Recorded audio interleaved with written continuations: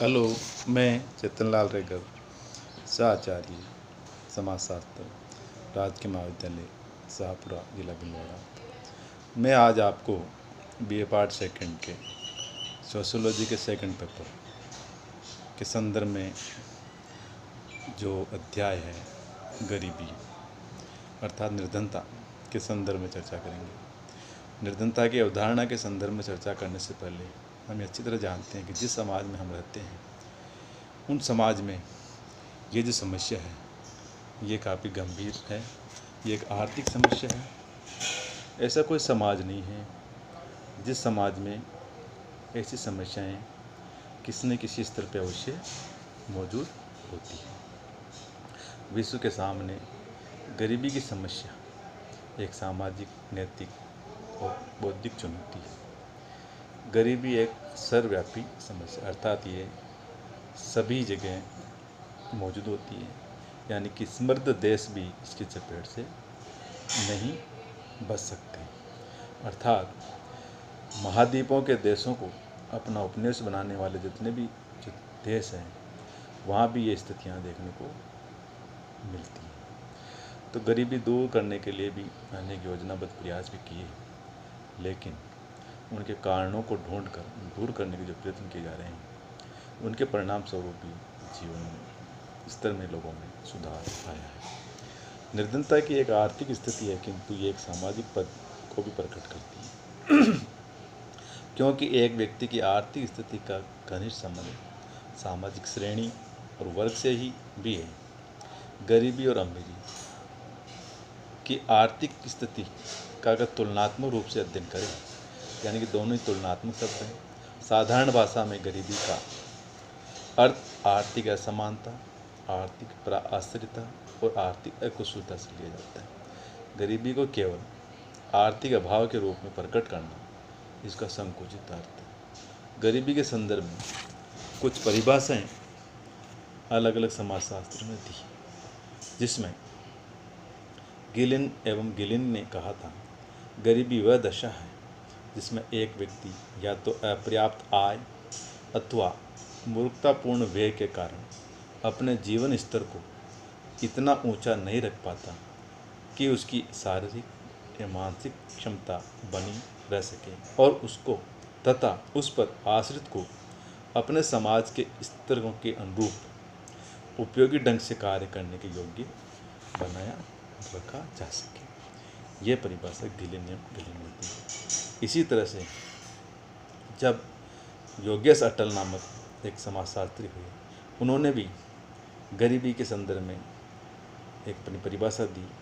उनका जो संबंध था कि गरीबी की अवधारणा का संबंध सापेक्ष रूप से वंचित रहने के तथ्य से है, अर्थात राष्ट्रीय आय के आधार पर गरीबी की परिभाषा को परिभाषित किया है। तो गरीबी के संदर्भ में जो परिभाषाएं दी उससे तो ये स्पष्ट है कि व्यक्ति की जो है आर्थिक स्थिति या अपनी शारीरिक व मानसिक जो स्थिति है वो समाज में बहुत निम्न स्तर की बताई गई। राष्ट्रीय आय के आधार पर भी निर्धनता की मापने का एक एरिया है, यानी किसी भी देश में गरीबी को किस तरह से मापा गया है।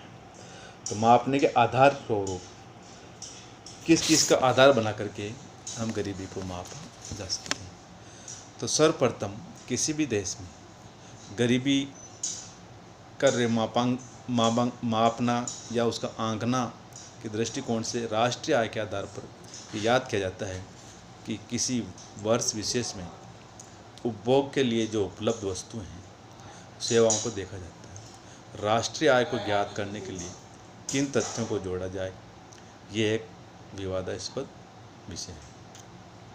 मार्शल के अनुसार किसी देश के श्रम तथा पूंजी द्वारा उसके प्राकृतिक साधनों से जो भौतिक और अभौतिक वस्तुएं उत्पन्न की जाती हैं, उनमें यदि सेवाएं और विदेशों से प्राप्त आय भी जोड़ दी जाए तो वह राष्ट्रीय आय कहलाती है, ऐसा मार्शल ने कहा।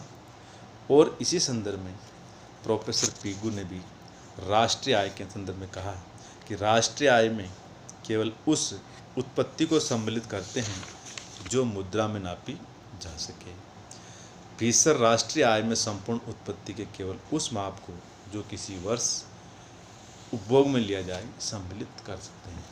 तो अर्थात राष्ट्रीय आय के आधार पर देश की गरीबी का मापन किया जाता है। इसी प्रकार आय की भांति जो दूसरा जो आधार है इसके आधार पर भी गरीबी का मापन किया जाता है। उसमें है उपभोग पर किया जाने वाला खर्च। अर्थात उपभोग पर खर्च जो किया जाता है उसके आधार पर भी गरीबी को मापा जा सकता है। तब यह भी देखा जाता है कि कुल राष्ट्रीय उपभोग का कितना प्रतिशत भाग उच्च श्रेणी के लोगों द्वारा काम में लिया जाता है और कितना निम्न श्रेणी के लोगों द्वारा। साथ ही गरीबों एवं शहरों एवं गांवों में प्रति व्यक्ति उपभोग ज्ञात करने की शहरी और ग्रामीण विषमता को भी याद किया जाता है।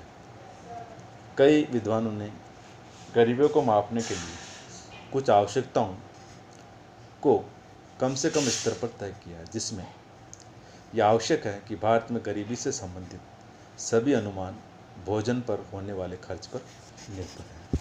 इसी प्रकार से समाज तीसरी जो आधार बताया है वह है प्रति व्यक्ति आय। तो प्रति व्यक्ति आय के आधार पर भी गरीबी का मापन किया गया है। यद्यपि यह एक विवादास्पद विषय रहा है कि व्यक्तिगत आय के आधार पर उच्चता के क्रम में व्यक्ति की स्थिति बताई जाती है। इस प्रकार के आंकड़ों से हम एक परिवार का खर्च और उसकी उपभोग की तुलनात्मक स्थिति को प्रकट कर सकते हैं।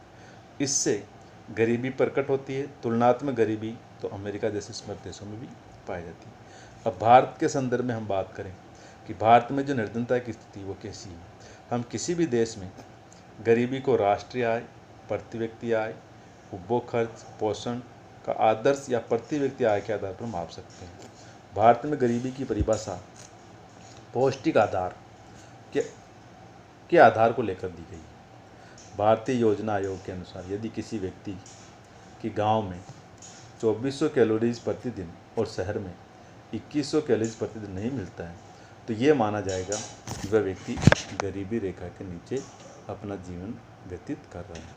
यदि पौष्टिक आहार को रुपयों में परिणत कर दिया जाता है तो 107 रुपये प्रति व्यक्ति प्रति माह गाँव में एवं 122 रुपये प्रति माह शहरों में आता है। परंतु बाद में गरीबी की परिभाषा में संशोधन किया गया, जिसके अनुसार ग्रामीण क्षेत्रों एवं शहरी क्षेत्रों में प्रति व्यक्ति गृह वार्षिक उपभोग व्यय का मानदंड बदला गया।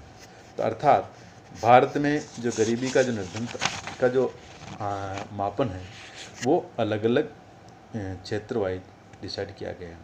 तो भारत में गरीबों की संख्या में लगातार वृद्धि में कमी यानी कमी दर्ज की जाए, लगातार वृद्धि न होकर के वृद्धि घट रही है, अर्थात कमी दर्ज की जा रही है। गरीबी की रेखा से जीवन यापन करने वालों की संख्या में लगातार गिरावट आ रही है। ये अच्छी बात है कि भारत में गरीबी धीरे धीरे कम होती जा रही है, यानी व्यक्ति की जो क्रय शक्ति है, राष्ट्रीय आय वह बढ़ती जा रही है। तो निर्धनता के पीछे कारण क्या है ये भी हमें जानना आवश्यक है, क्योंकि भारत में जो गरीबी बढ़ रही है उसके पीछे सबसे पहला कारण है व्यक्ति कारण। तो प्राचीन समय में ये धारणा थी कि अपनी दशा के लिए व्यक्ति स्वयं जिम्मेदार था। जब कोई व्यक्ति बीमारी, दुर्घटना, मानसिक अयोग्यता, नैतिक पतन, अविवेकपूर्ण खर्च आदि से ग्रसित होता है तो उत्पन्न गरीबी होनी है। तो गरीबी अपनी योग्यता के कारण ही पैदा होती है, इसलिए पर्सनल फैक्टर्स को भी इसमें जिम्मेदार माना गया है। दूसरा कारण है भौतिक पर्यावरण, फिजिकल एनवायरनमेंट को भी गरीबी के लिए उत्तरदायी मानना है कि भौतिक पर्यावरण में हम प्राकृतिक साधनों का अभाव, प्रतिकूल जलवायु, कीड़े मकोड़ों का उत्पाद, प्राकृतिक संकट आदि को शामिल करते हैं। यदि किसी देश में प्राकृतिक भंडारों एवं खनिज पदार्थों का अभाव है, भूमि में उपजाऊपन की कमी है, तो ऐसी स्थिति में वहाँ के लोगों के लिए धन उपार्जन की जो प्रचुर प्राकृतिक साधन के न मिलने के कारण अपनी आवश्यकताओं की पूर्ति में कठिनाइयाँ का सामना करना पड़ता है। तो जहाँ खनिजों का बाहुल्य है, उपजाऊ मिट्टी है, सिंचाई की साधन की सुविधाएं हैं, वहाँ समृद्धि पाई जाती है। और इसके विपरीत जहाँ रेगिस्तान हो, वर्षा की कमी हो, तो ऐसे स्थानों पे गरीबी पाई जाती है। तो कहने का तात्पर्य फिजिकल एनवायरनमेंट भी एक तरह से निर्धनता के लिए उत्तरदायी माना जा सकता है। तीसरा फैक्टर या तीसरा जो कारण है वह है इकोनॉमिक फैक्टर, अर्थात आर्थिक कारक। गरीबी का संबंध आर्थिक पहलुओं से भी है। आर्थिक दशा का वर्णन आय और खर्च के संदर्भ में किया जाता है। अपर्याप्त उत्पादन, असमान वितरण, आर्थिक उतार चढ़ाव, बेकारी, गरीबी का दुष्चक्र, मंदी आदि गरीबी को जन्म देते हैं। भारत में उत्पादन के लिए साधारणतः परंपरागत साधनों का प्रयोग किया जाता है। यहाँ पर पर्याप्त उत्पादन नहीं हो पाता। ऐसी स्थिति में जीवित रहने के लिए आवश्यक वस्तुओं को जुटा पाना भी कठिन हो जाता है। तो आवश्यक उत्पादन के अभाव में गरीबी का सामना करना पड़ता है। यदि उत्पादन ठीक है किंतु उसका वितरण असमान है तो भी गरीबी उत्पन्न होगी। तो उत्पादन के साधनों पर कुछ लोगों का एकाधिकार होने पर अधिकांश मुनाफा वही हड़प जाते हैं और आय की असमानता के कारण लोग गरीबी, दुर्घटना, बीमारी, वृद्धावस्था कई प्रकार की समस्याओं का सामना करना पड़ता है जो कि गरीबी के लिए उत्तरदायी माना गया। तो आर्थिक कारक तीसरा कारक बताया। चौथा है सामाजिक कारक। सामाजिक कारक के अंतर्गत हम शैक्षणिक कमियां, स्वास्थ्य आरक्षण का अभाव, आवास सुविधाओं का अभाव, विवाह, पैतृत्व का ज्ञान का अभाव, परिस्थितियों से बच्चों एवं युवाओं लोगों का असामंजस्य आदि शामिल कर सकते हैं। दोषपूर्ण शिक्षा प्रणाली के कारण भी हमारे यहाँ शिक्षितों में बेकारी पनपी है। शिक्षा उन्हें जीवन यापन के लिए पूरी तरह तैयार नहीं कर पाती। शिक्षा में अनुशासन के अभाव के कारण छात्र असंतोष की समस्या पनपती है। तो हमारे यहाँ अंधों, बहरों, अपंगों के लिए पर्याप्त शिक्षा और जीवन यापन की सुविधाएं उपलब्ध नहीं है। तो आजकल अनेक वैज्ञानिक आविष्कारों, नवीन चिकित्सा पद्धति आदि के कारण कई बीमारियों को नियंत्रित कर लिया गया है। फिर भी हमारे यहाँ साधारण लोगों की रक्षण हेतु समुचित सुविधाएं नहीं मिल पाती। वे स्वास्थ्य के नियमों से अनभिज्ञ होते हैं जिससे उनका स्वास्थ्य बीमारी से ग्रसित होते हैं, कार्यक्षमता घटती है और उसका प्रभाव सीधा सीधा उनकी व्यक्तिगत लाइफ यानी कि गरीबी जो उत्पन्न करने में माना गया है। राजनीतिक कारक। राजनीतिक अस्थिरता और उथल पुथल भी गरीबी को जन्म देती है। ऐसी स्थिति में चारों ओर असंतोष, मुनाफाखोरी, कालाबाजारी, जमाखोरी आदि पनपती है। तो राजनीतिक दलों की पारस्परिक वैमनस्यता भी देश में अफवाहों को जन्म देती है और इसके परिणाम स्वरूप बाजार में उतार चढ़ाव आते हैं। सरकार की आर्थिक नीतियों का अर्थव्यवस्था पर प्रभाव पड़ता है। तो कहने का तात्पर्य राजनीतिक कारण से भी गरीबी पैदा होती है। युद्ध के दिनों में भी आर्थिक अपयोग बहुत होता है। परिणाम स्वरूप बड़े पैमाने पर गरीबी पनपती है। जब 2 विश्व युद्ध में पश्चिमी देशों की दिवालिया बना देता है। युद्ध में पुरुषों की मृत्यु अधिक होती है, अतः स्त्रियों को अर्जन करना होता है। कई बच्चे अनाथ हो जाते हैं। समाज में आर्थिक संबंध अस्त व्यस्त हो जाते हैं। तो युद्ध के कारण अस्थिरता उत्पन्न होती है, अर्थात गरीबी उत्पन्न होने के कारण युद्ध को भी माना गया है। सांस्कृतिक कारण। हमारी संस्कृति में अधिक धन प्राप्त करने या धन के लिए जीवन खपा देने को उचित नहीं माना गया। भारतीय संस्कृति मूल्य में सादा जीवन उच्च विचार की बात कही गई। लोग धन के पीछे नहीं भागते हैं, जीवन की कम से कम आवश्यकताओं को पूरा करने में ही संतोष महसूस करते हैं। तो वर्तमान में गरीबी का जो उल्लेख किया गया है वह पश्चिमी देशों की देन है। तो सांस्कृतिक कारण को भी इसके लिए जिम्मेदार माना गया है। इसी प्रकार नंबर 8, बढ़ती जनसंख्या। भारत में प्रतिवर्ष जनसंख्या ने बाढ़ ने भी गरीबी को बढ़ावा दिया। जिस गति से जनसंख्या बढ़ी है उसी गति से जीवन यापन के लिए साधनों और सुविधाओं में वृद्धि नहीं होती। परिणाम स्वरूप बेरोजगारी, भुखमरी का सामना करना पड़ता है और इस कारण ये गरीबी पैदा होती है। इसी प्रकार बेरोजगारी होने के कारण भी व्यक्ति दूसरों पर निर्भर होता है। पर्याप्त आय न होने से वह अपने पास तो भरण पोषण नहीं कर पाता और उत्पादन के साधनों के अभाव में बेकार व्यक्ति अर्जन नहीं कर सकता और अपनी आवश्यकताओं को घटाकर निम्न जीवन बिताने के लिए बाध्य होना पड़ता है, जो कि गरीबी के लिए उत्तरदायी है। इसी प्रकार एग्रीकल्चर, कृषि को भी गरीबी के लिए उत्तरदायी कारण मानना है। कृषि की गिरी हुई दशा के कारण सिंचाई के साधनों के अभाव में ग्रामीणों को कई बार भुखमरी का सामना करना पड़ता है। उन्नत खाद, बीज, साधनों के अभाव, परंपरागत खेती के तरीकों के कारण कृषि की उपज इतनी नहीं हो पाती जितनी कि वर्ष भर व्यक्ति मेहनत करता है, उतनी बचत नहीं कर पाता।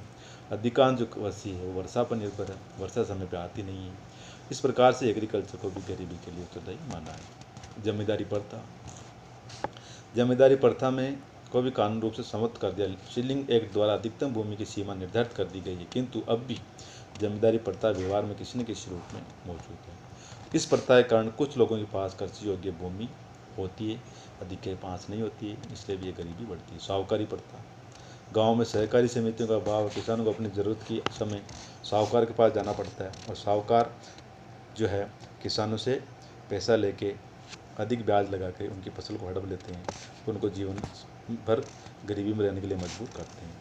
सामाजिक कुप्रथाएँ, समाज में कुछ इस प्रकार की कुप्रथाएँ हैं, इन कुप्रथाओं को पूरा करने के लिए भी व्यक्ति अपनी इनकम से अधिक ब्याज लेकर के पैसा खर्च कर देता है, वो इसलिए उसके जीवन भर वो जिंदगी गरीबी में बिताना पड़ता है। अज्ञानता, अशिक्षा, भारत में बहुत कम लोग शिक्षित हैं और गांव में शिक्षा का नितांत अभाव है। शिक्षा की कमी के कारण लोग अज्ञानी होते हैं व तार्किक दृष्टिकोण के स्थान भावात्मक दृष्टि में वस्तु का मूल्यांकन करते हैं।